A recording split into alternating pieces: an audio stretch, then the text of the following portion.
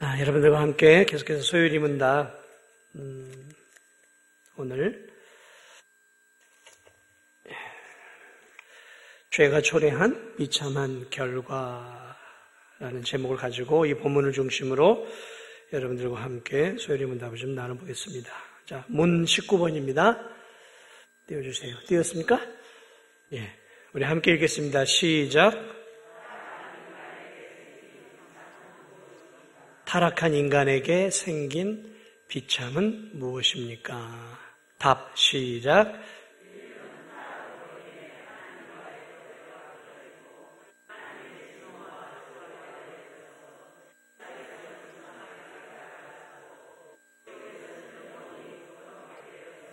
네. 오늘 말씀을 가지고 오늘 이 타락한 인간에게 생긴 비참함 에 대해서 여러분과 함께 좀 나눠보도록 하겠습니다. 원래 하나님은 인간을 하나님의 형상으로 거룩하고 흠없는 아름다운 존재로 만들었어요. 그래서 하나님이 인간을 만들어 놓고 뭐라고 말씀하셨어요? 보시기에 좋았더라. 선하다는 거죠. 하나님이 인간을 볼 때 마음이 흐뭇하다라는 것이었어요. 하나님의 형상으로 만들어 흠없고 보배로운 존재들이었습니다. 그리고 그 보배로운 하나님의 형상을 가진 인간들이 행복한 삶을 살기를 원하셔서 하나님이 특별히 에덴 동산이라고 하는 그러한 복된 동산을 그들이 살 수 있는 그러한 집으로 또 주셨죠. 그 최초의 인간들은 하나님과의 아름다운 관계를 누리고 오고 가는 관계를 누리고 지고지순한 행복과 기쁨을 누렸어요. 하나님과 사랑을 나누는, 교제하는 그런 복된 삶을 누렸습니다. 에덴 동산이라고 하는 이 자연이 주는 그 풍부한 열매와 기쁨을 누리고 말할 수 없는 삶을 하루하루 누리고 살았죠. 그러나 결국 아담과 하와는 하나님의 말씀에 불순종해서 따먹지 말라는 선악과를 따먹음으로 하나님께 불순종하고 하나님을 대적하고 그리고 하나님께 적대적인 행위를 함으로 죄가 인간에게 들어오고 죄로 인해서 아담과 하와의 삶에는 이제 무엇이 찾아왔냐면 죄로 인해서 비참함이 이제 우리 인간 속에 들어오게 되어진 것이죠. 죄가 들어옴으로 하나님과의 아름다운 관계, 사랑의 관계가 죄로 인해서 이제 끊어져 버린 거죠. 끊어져 버려요. 그러니까 생명의 근원이 되시는 하나님과의 관계가 단절이 되었다는 것은 이제 인간의 삶은 대단히 비참한 삶이 되었다는 거죠. 그리고 에덴 동산에서 아담과 하와는 지고지순한 사랑을 나누는 아름다운 부부였어요. 그러나 죄가 들어옴으로 아담과 하와가 싸우기 시작하고 또 그 자녀들이 폭력과 살인을 저지르면서 인간과 인간과의 관계도 깨져버렸죠. 그리고 그들이 땅에 에덴 동산에서 추방되어지고 또 이 죄로 말미암아 자연 환경이 인간의 죄 때문에 타락을 하게 되어서 성경을 보면 이제 땅은 가시덤불과 엉겅퀴라고 하는 이 좋은 열매가 아닌 가만히 내버려 두면 땅이 잡초로 가득 차 버리는 몹쓸 땅. 그러니까 인간과 땅 사이에도 자연 사이에도 이제 불화가 되어지는 그러한 관계가 되어지는. 그래서 하나님과의 관계, 인간과 인간과의 이 사회적인 관계, 인간과 자연과의 관계가 이 죄가 들어옴으로 다 파괴가 되어져 버렸어요. 오늘 우리가 살아가는 이 사회가 그래요. 이 모든 게 다 파괴되어진 세상이에요. 자, 그래서 저는 오늘 여러분들과 함께 이 본문을 중심으로 이 세 가지, 잃어버린 세 가지, 도대체 왜 이 세상이 이 모양이 되어버렸을까? 왜 인간은 이 모양으로밖에 살 수 없는 것일까? 그것에 대한 내용들을 오늘 본문을 가지고 함께 제가 조례한 비참한 결과들을 여러분과 함께 좀 나눠보려고 합니다. 자, 구체적으로 한번 이제 들어가 보죠. 자, 죄로 인해서 인간들과 이 세상은 말할 수 없는 비참함이 주어졌죠. 한번 오늘 본문 7절 한번 볼까요? 우리 7절 한번 다시 한번 읽겠습니다. 시작.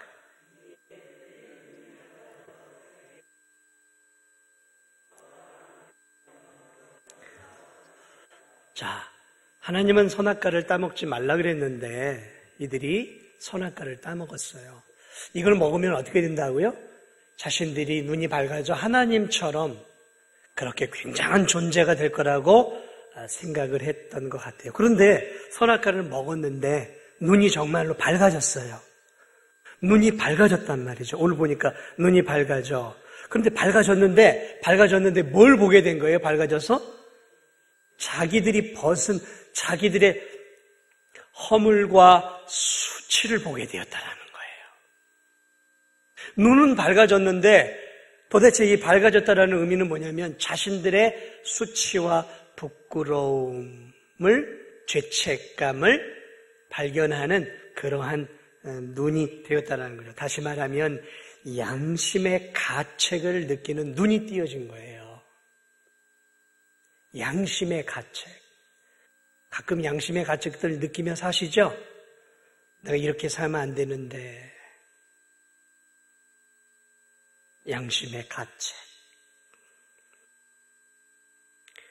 이 눈은 바로 그런 눈이에요. 내가 얼마나 하나님 앞에 부끄러운 존재인지, 하나님의 형상을 자기들이 깨뜨렸다라는 것들을 아담과 하와는 눈이 밝아져 깨닫게 된 거예요. 아, 내가 하나님께 범죄한 범죄자가 되었구나. 이 범죄로 인해서 내게 수치함이 들어왔고 이 범죄로 말미암아 내가 하나님 앞에 불의한 자가 되었고 이것으로 나와 하나님 사이에 거룩한 하나님께로 내가 갈 수 없는 불완전한 죄인이 되었구나라는 철저하게 하나님 앞에 부끄럽고 수치스러운 범죄자인 자기 자신을 깨닫는 양심의 가책에 눈이 띄어진 거예요.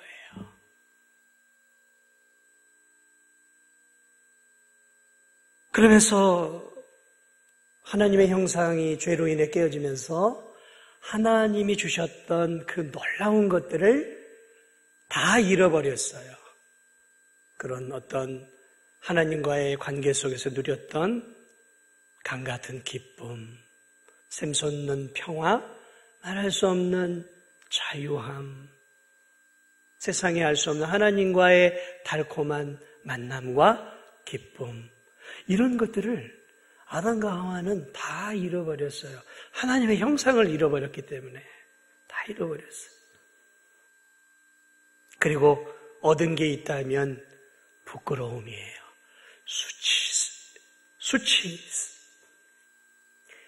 수치스러워서 그들이 가장 먼저 했던 게 뭐냐면 낙엽 같은 것들을 해서 뭘 만들었어요? 옷을 해서 자기들의 몸을 가린다고 수치가 없어지는 건 아니에요. 그러나 우리가 옷을 입고 살아가는 것은 바로 우리의 조상인 아담과 하와가 하나님 앞에 자신들의 부끄러운 영적 수치를 가리기 위한 상징적인 행동이었던 거죠. 부끄러움이죠. 그러면서 그들에게 찾아온 게 뭐예요? 죄에 대한 하나님의 벌을 받을 것 같은 이제 범죄자가 경험하는 온갖 두려움, 공포, 그리고 고통, 염려, 근심, 번민. 여러분, 이 땅의 범죄자들이 죄를 지어놓고 잡히지 않고 도망자로 살아갈 때 느끼는 그 감정들, 그러한 감정들이 누구에게 자연스럽게 전가가 됐냐면 우리 모두에게 전가가 된 거예요. 그래서 우리는 이 세상을 살아가면서 자주 염려해요. 걱정해요. 근심을 가져요. 불안해요. 미래에 대해 두려워요. 이 모든 것들이 죄가 우리를 다스리고 있는 아직도 여전한 증거들이에요. 죄가 우리를 그렇게 만들었어요. 하나님 앞에. 그래 이제 하나님과 당당하게 떳떳하게 교제했던 아담과 하와는 이제 거룩하신 하나님이 이제는 자신들의 죄를 심판하시는 두려운 하나님, 심판의 하나님으로 느껴져서 이제 하나님을 피하기 시작합니다. 그래서 죄는 하나님으로부터 인간을 피하고 도망가게 만들어요. 죄인은 할 수만 있다면 하나님으로부터 멀리 멀리 떠나려고 해요. 오늘 이 세상을 보세요. 죄인의 마음을 가지고 있는 사람은 하나님을 향해 나오지도 않아요. 다 도망가요. 왜냐하면 거룩하신 하나님과의 관계가 너무 불편하기 때문에 그래요. 그분은 너무 거룩하시고 자신은 죄인이란 말이죠. 그러니까 싫은 거예요. 싫은 거예요. 하나님과 화목한 관계,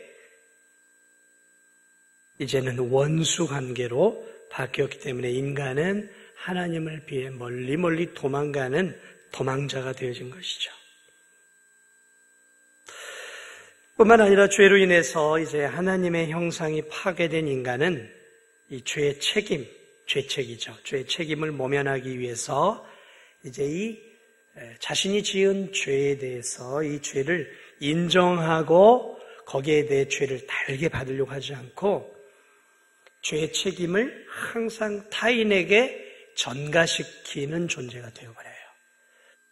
그래서 아담과 하와가 죄를 짓기 전에는 그들은 서로를 신뢰하고 서로를 존경하고 서로를 사랑하는 존재였지만 죄가 들어오면서 어떻게 바뀌었냐면 하나님이 아담에게 너 왜 그렇게 했느냐. 그러자 가정의 머리가 되는 아담이 뭐라 그랬을까요?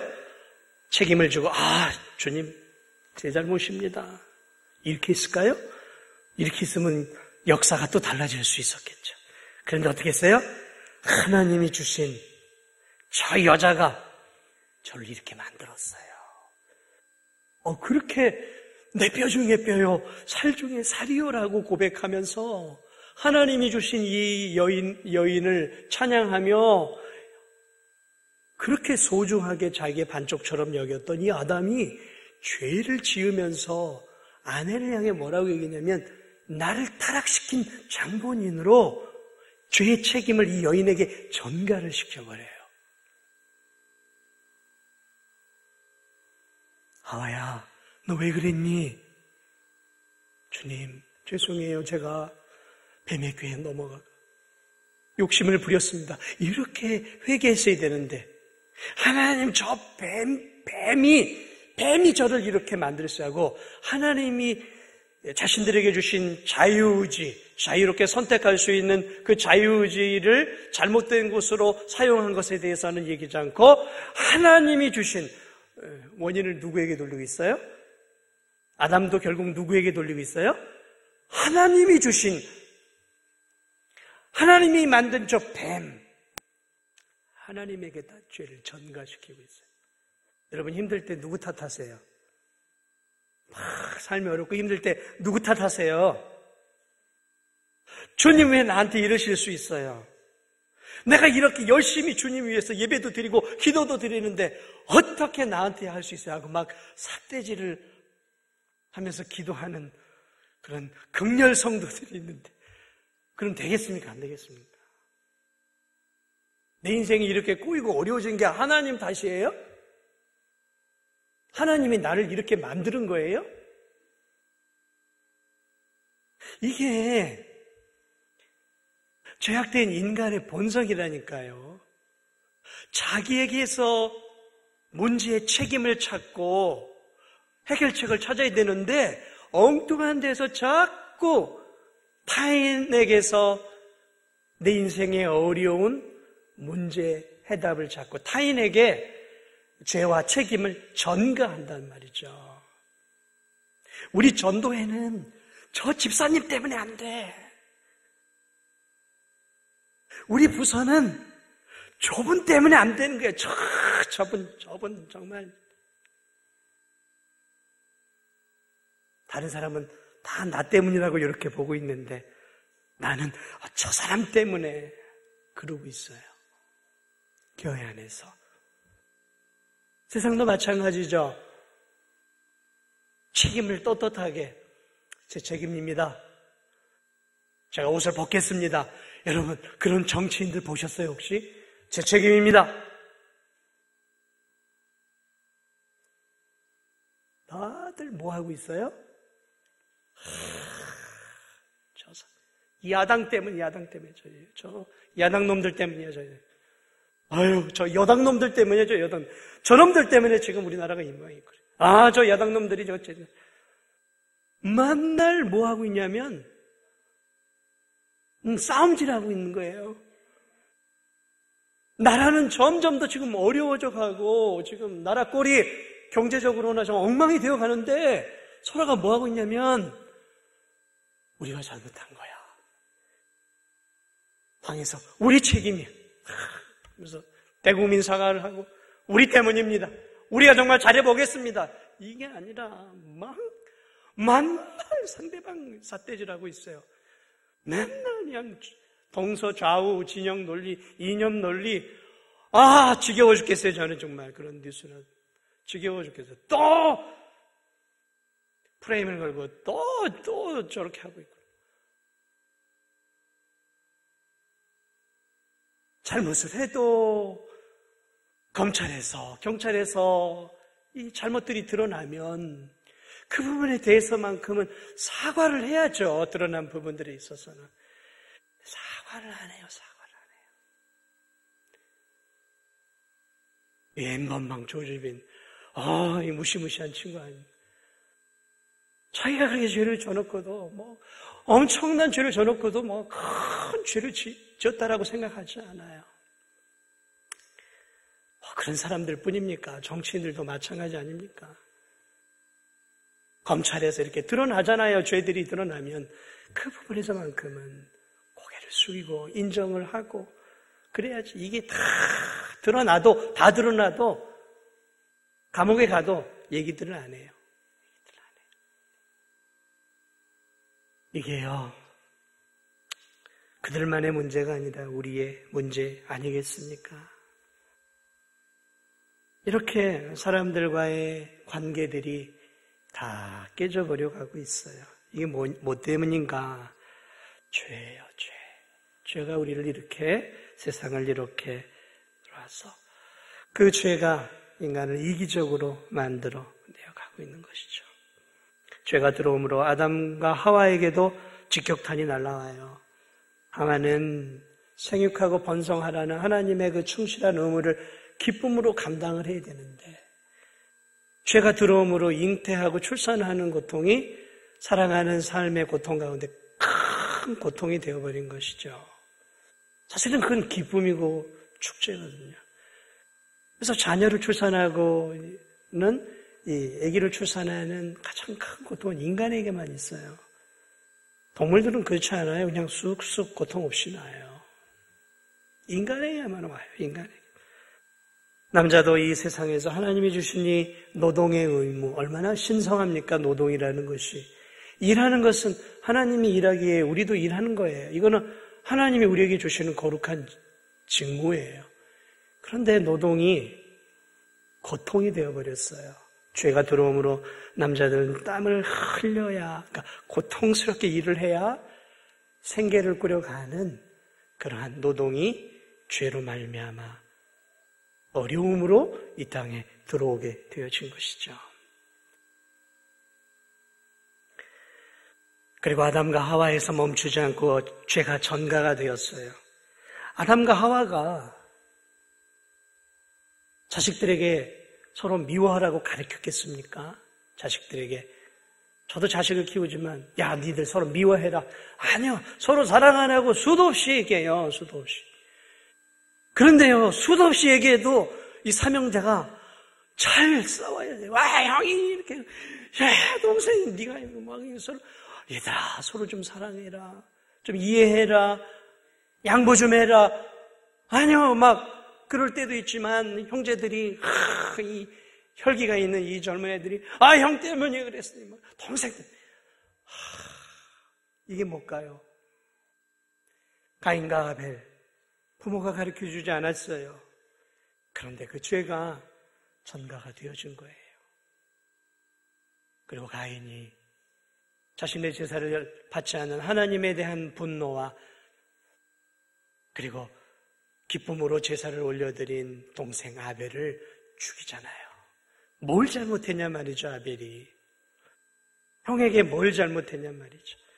그런데 미움과 다툼과 폭력과 그리고 죽음이 이 죄를 통해서 이제 인간 사회에 뿌리를 내리고 있다는 것들을 우리는 성경을 통해 보게 돼요. 이게 죄 때문에 그래요, 죄.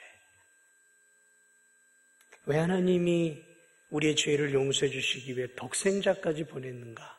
이 죄가 무서운 거기 때문에 그래요.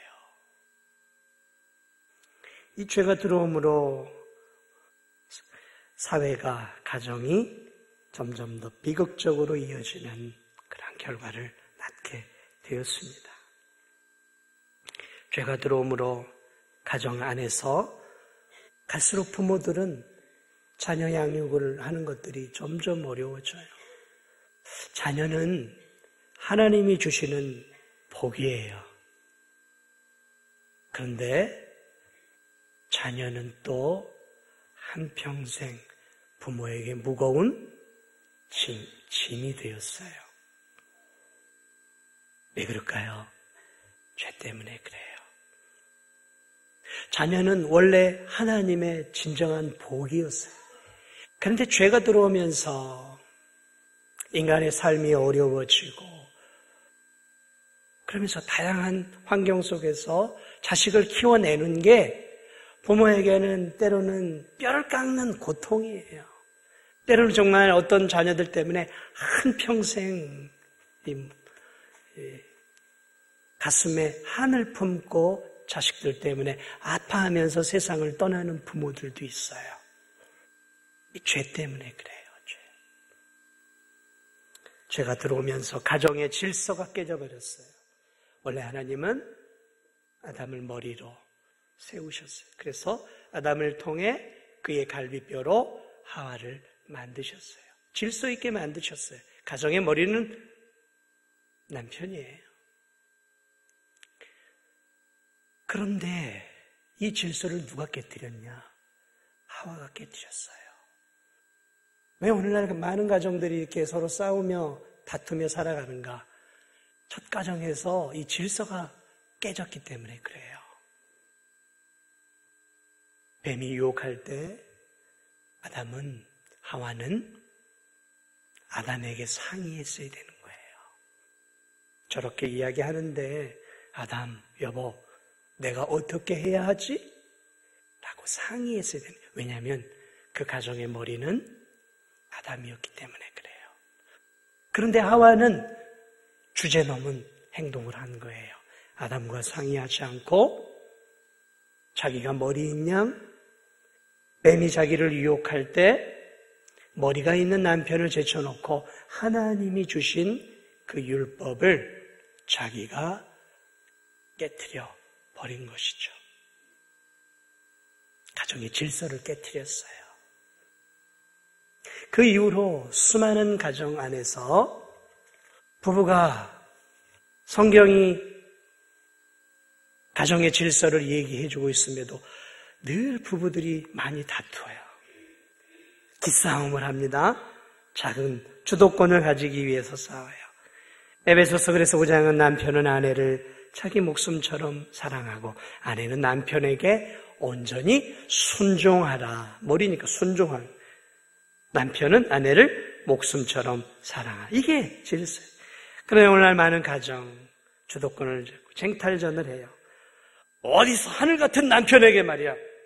그럴 수 있어 하고 남편이 이러고 아내는 내가 당신 종이 되려고 결혼한 이 집안에 내가 식모가 되려고 내가 결혼한 줄 알아? 그러면서 막 부부가 신경전을 벌이고 막 각방도 쓰고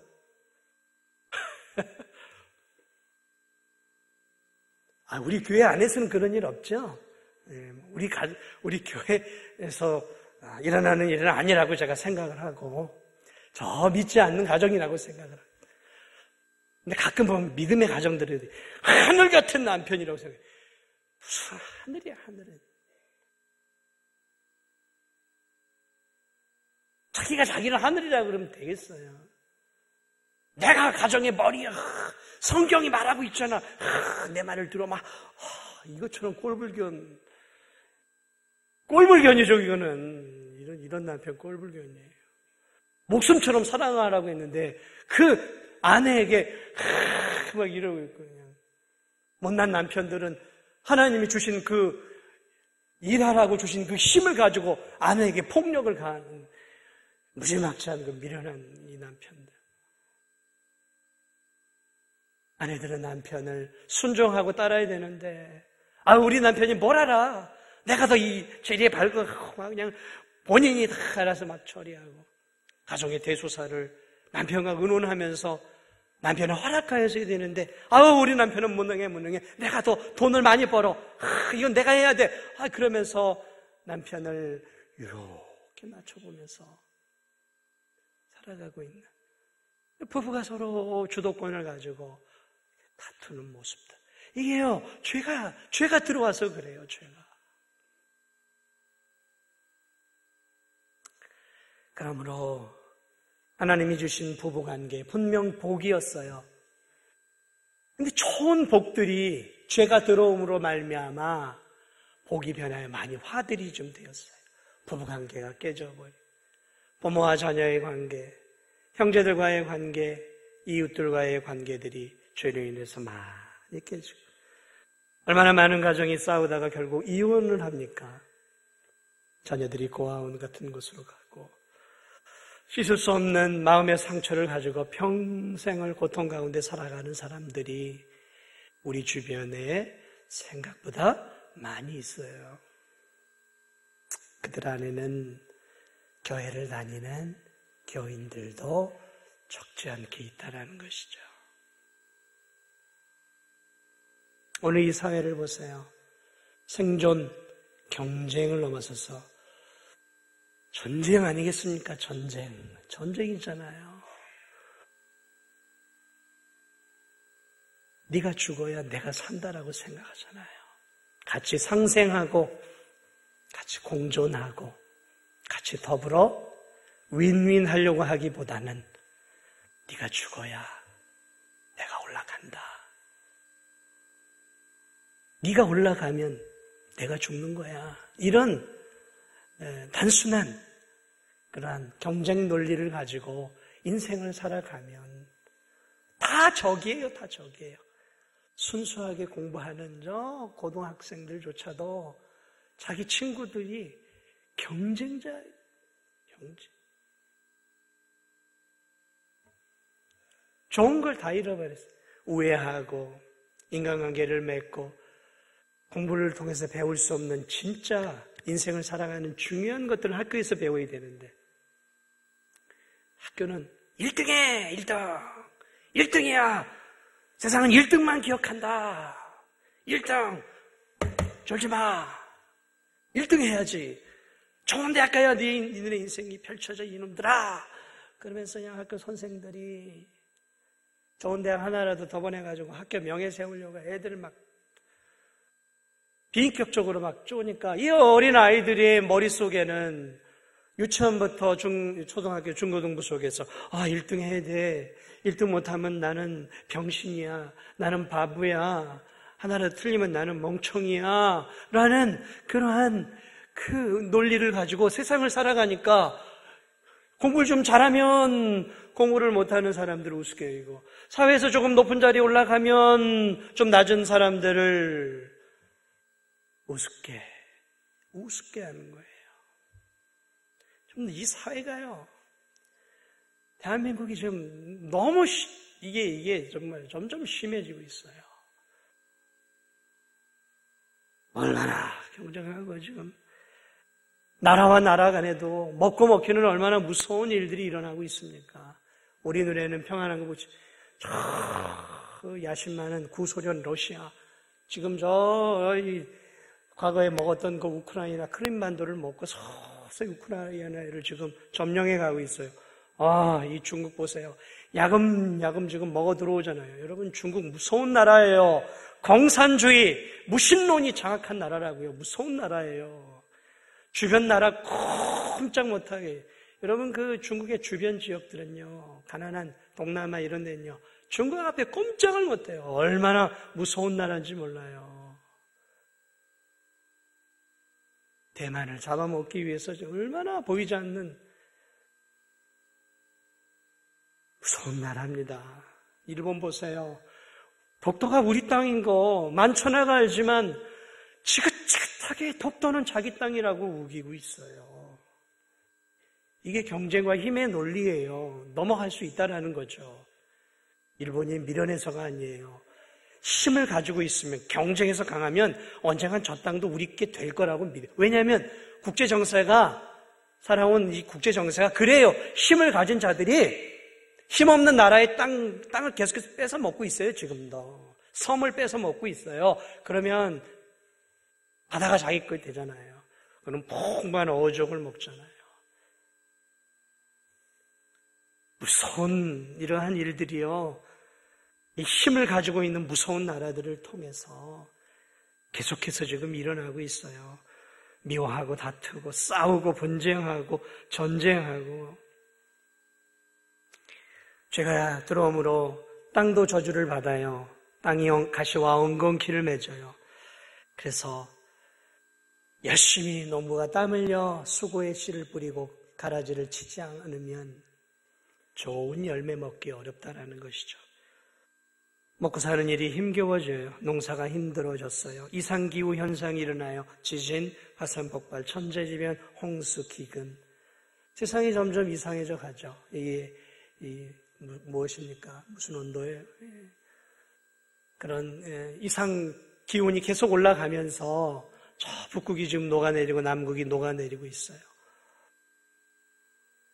온실가스가 너무 배출이 되어서 지구온난화로 인해서 지금 지구가 서서히 지금 이렇게 자멸하고 가고 있는 것이죠. 이처럼 온 땅도 성경은 저주를 받았다라고 말하고 있고, 온 자연 환경이 지금도 인간을 통해 파괴되면서 어려운 일들이 일어나고 있는 것이죠. 독약을 먹으면 몸이 파괴되고 고통을 당하다가 죽는 것이죠. 이처럼 하나님께 불순종한 영적인 우리 인생은 영적 죄의 독약을 먹은 존재와 같아요. 그래서 죄의 독이 인간 안에, 인간의 삶과 영혼과 내면과 그의 모든 것들을 지금 잠식해가고 있습니다. 그래서 인생은 광야길이고, 그래서 인생은 고난이 있는 곳입니다. 자, 문제는 여기에 끝나지 않아요. 죄가 우리의 육체를 어디로 끌고 가냐면 죽음에까지 끌고 간다라는 것이죠. 하나님은 먹는 날에는 정령 죽으리라 그랬어요. 그래서 인간은 불멸의 존재로 태어났지만 그 영혼은 죽지 않지만 육체는 죽음을 맞이하는 존재가 되었어요. 히브리서에도 한 번 죽는 것은 사람에게 정해진 것이고 그 후에는 심판이 있다. 한 번 죽는 것은 사람에게 이제 뭐예요? 정해진 것이 되었어요. 왜요? 죄가 들어옴으로, 하나님 말씀에 불순종함으로 죄가 이 땅 가운데 온 것이죠. 그러므로 모든 아담과 하와를 비롯해 모든 인류에게 필연적으로 찾아오는 것은 이제 이 땅에서 육신의 고통과 비참함만을 겪는 것이 아니라 결국은 무시무시한 죽음의 고통도 겪게 되는 거예요. 그래서 죽음이 무서워요. 특별히 믿지 않는 사람들은 너무너무 죽음이 무서워요. 죽음은 어떻게 될까? 어떻게 될까? 죽음은 나는 어떻게 될까? 그래서 사람들은 죽음에 대해서 생각해 보고 싶지 않은 거예요. 죽음에 대해 생각하지 않아요. 그래서 병원 같은 데 보면, 병원도 일반 저런 데 보면 엘리베이터를 타면은 4층, 예전 난 몰랐어요. 4층을 F라고 해놨어요, F. 왜 이렇게 권총처럼 F로 해놨을까 했는데, 4층 하면 우리나라는 뭐예요? 죽을 사. 죽을 사예요. 그러니까 사자를 안 쓰는 거예요. 얼마나 우리나라가 미신이 많은지 알겠죠. 특히 병원 같은 데는 거의 그래요, 거의. 생가사가 왔다 갔다 하는 곳이다 보니까 4층에 뭐예요? 항상 F, 권총이 그려져 있어요. 타서 이렇게 자세히 보세요. 죽음은 생각하기도 싫은 거예요. 무서운 거예요. 두려웠고 공포스러운 거죠. 당연하죠. 죄로 인해 죽음이 왔기 때문에 죽음은 무서운 거예요. 두려운 거예요. 죄의 열매란 말이죠. 그래서 사람들은 이 땅을 살아가면서 자기가 죽는다는 걸 알지만 사는 날 동안은 죽음을 생각하고 싶지도 않은 거예요. 늘 죽음에 대한 불안함, 병이 걸리면, 아프면 내가 죽지는 않을까? 이게 암은 아닐까? 이거 어떻게, 늘 불안한, 죽음에 대한 불안함을 갖고 살아가고 있다는 거죠. 죄가 이렇게 우리 인생에 죽음을 가져왔어요. 그런데 문제는 여기서 끝나지 않아요. 인생의 비참함만이 아니라 고통스러운 죽음으로 끝나는 인생이 아니라 하나 더 영원한 죽음이 죄를 지은 인간에게 기다리고 있다는 것이죠. 그것이 무엇입니까? 지옥이 기다리고 있는 거예요. 많은 사람들이 이 땅에서 살면서 내가 이렇게 고통스럽게 살 바에는, 내가 이렇게 채무에 시달리기보다는, 내가 이렇게 아프게 살기보다는 빨리 내가 죽어버려야지 하고 극단적으로 자기가 자기 자신의 목숨을 끊는 일들이 있어요. 그런데 여러분, 현실에 숨막히는 그 고통의 문제를 해결하기 위해서 자신의 목숨을 끊으면 그것으로 모든 게 끝날까요? 아니요. 더 무시무시한 세계가 기다리고 있어요. 영원한 고통이 기다리고 있는 거예요.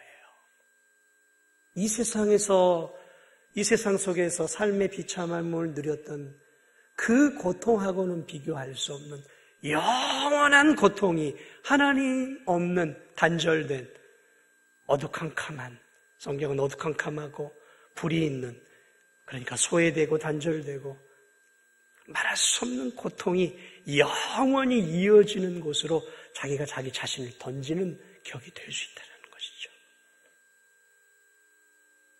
죄의 결과는 영원한 고통이에요. 영원한 고통.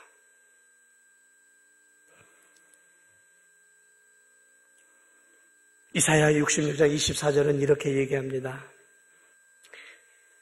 그들이 나가서 내가 패역한 자들의 시체들을 볼 것이라. 그 벌레가 죽지 아니하며 그 불이 꺼지지 아니하며 모든 혈육에게 가증함이 되리라. 이 지옥에 대한 묘사인데요.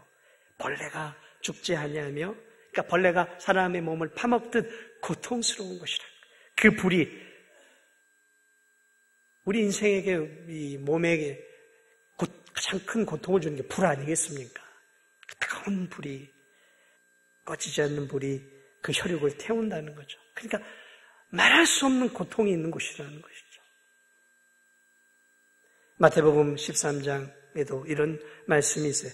인자가 그 천사들을 보내리니 그들이 그 나라에서 모든 넘어가게 하는 것과 또 불법을 행하는 자들을 거두어내어 풀무불에 던지. 풀무불, 얼마나 뜨거운 불입니까? 쇠를 녹이고 금을 녹이는 그 뜨거운 풀무불 같은 곳을 지옥으로 예수님이 묘사하고 있어요. 마가복음 9장 48절은 거기에는 구더기도 죽지 않고 불도 꺼지지 아니하느니라. 사람마다 불로써 소금치듯 하는 고통을 당할 것이다. 마태복음 8장 11, 20절은 예수님의 말씀이에요. 또 너희에게 이르노니, 예수님의 말씀이에요. 동서로부터 많은 사람이 이르러 아브라함과 이삭과 야곱과 함께 천국에 앉으려니와 그 나라의 본 자손들은 바깥 어두운 데 쫓겨나 울며 이를 갈게 되리라. 지옥에 대한 이야기죠. 누가복음 16장에 부자와 나사로의 부자가 그 지옥의 고통 속에서 아버지 아브라함이여 나에게 한 방울의 물만, 두 방울도 아닙니다. 한 방울의 물만 보내서 내 이 혀끝을 조금만 시원하게 해 주십시오. 한 방울의 물. 우리가 살아가면서 이 한 방울의 물, 힘 필요하지도 않죠. 얼마나 고통스러웠을까요? 한 방울의 물만, 그 물로 내 혀를 서늘하게 해 주옵소서. 그것이 지옥이라는 것이죠. 말씀을 마무리합니다. 죄로 인해서 비참함이 우리의 인생 가운데 찾아왔고 죽음과 영원한 죽음으로 이어진다는 것이죠. 그러면 우리가 이 땅에서 최우선적으로 해야 할 일이 뭐냐? 우리가 이 땅에서 최우선적으로 해야 할 일이 무엇이냐? 죽음이 찾아오기 전에 이 비참한 인생길에서 몸은 죽여도 영혼은 능히 죽이지 못하는 하나님을 두려워할 줄 알고 몸과 영혼을 능히 지옥에 멸할 수 있는 그 하나님을 두려워하는 삶이죠. 하나님이 보내신 예수 그리스도를 구주로 믿고 이 땅 가운데서 죄와 멀리하는 삶을 살아야 되는 것이죠. 하나님을 믿고 하나님 보내신 예수 그리스도를 믿는 삶이 1차적인 거예요. 그리고 두 번째로는 그토록 우리의 삶을 고통스럽게 만든 이 지긋지긋한 죄와 거리를 두고 단절하고 죄를 혐오하고 미워하는 삶을 살아야 되는 거예요. 죄를 내 친구 삼아 살아가면 안 된다는 거예요. 예수님은 마태복음 18장에서 만일 내 손이나 내 발이 너를 범죄하게 되면 찍어버리라고 말하고 있어요. 찍어버리라. 네 손과 발이 죄를 범하면 찍어버리라는 거예요. 찍어버리라는 거예요. 네 눈이 너를 범죄하게 하든 네 눈을 빼버리라는 거예요. 빼버리라는 거예요. 한 눈으로 영생에 들어가는 게 더 낫다는 게, 손과 팔이 없어도 천국에 들어가는 게 더 낫다라는 거예요. 이게 뭘 말하는 거예요? 문자 그대로 적용하면 우리 모두는 사지가 없고 눈도 뜨지 못하는 존재. 이건 그런 의미가 아니라 죄에 대해서 십자가에서 예수 그리스도를 통해 너희가 죄의 용서함을 받고 그리스도의 보배 피로 거룩한 하나님의 형상을 다시 회복했다면 그 형상을 회복한 너희들이 이제 너희들의 삶을 지긋지긋하게 괴롭혔던 그 죄를 단절하고 죄로부터 멀어지고 죄를 혐오하는 그러한 인생이 되라라는 것이죠. 과감하게 끊어내라는 것이죠. 여전히 먹고 사는 문제 때문에 거짓말 쉽게 하고 여전히 미워하고 시기하고 용서하지 못하고 여전히 세상 사람과 똑같은 삶을 우리가 살아가고 있다면 아니에요. 그렇게 살아서는 안 되는 거예요. 죄와 단절된 삶을 살아야 한다는 거예요. 끊어내버리래잖아요. 예수님이 한눈으로 차라리 천국에 들어가래잖아요. 손발을 끊어내버리고 아무것도 없이 네 영혼이 천국 가는 게 더 낫다라는 거죠. 얼마나 예수님이 지금 죄에 대해서 우리가 단호한 인생을 살 것을 말하고 있는지 몰라요. 사랑하는 여러분,